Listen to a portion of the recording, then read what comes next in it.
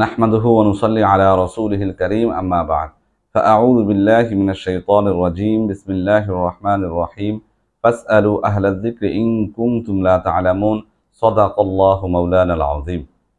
সুপ্রিয় দর্শক, আমাদের ইফতা বিভাগে হজ সম্পর্কে গুরুত্বপূর্ণ একটি মাসআলা এসেছে। মাসআলাটি হচ্ছে, যদি কোনো মহিলা তার মেয়ের জামাইয়ের সাথে হজ করতে যেতে চায় তাহলে সে হজ করতে যেতে পারবে কিনা, অর্থাৎ মহিলার মেয়ের জামাই তার জন্য মাহরাম কিনা, সে যেতে পারবে কিনা সেই জামাইয়ের সাথে। হ্যাঁ, উত্তর হচ্ছে ওই মহিলা তার মেয়ের জামাইয়ের সাথে হজে যেতে পারবে, কারণ মেয়ের জামাই তার মাহরাম।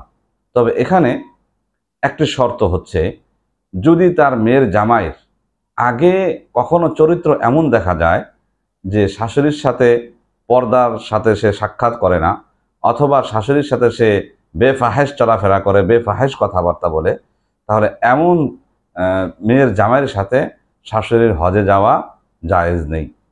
আল্লাহ তাআলা আমাদেরকে সঠিকটা বোঝার তৌফিক দান করে।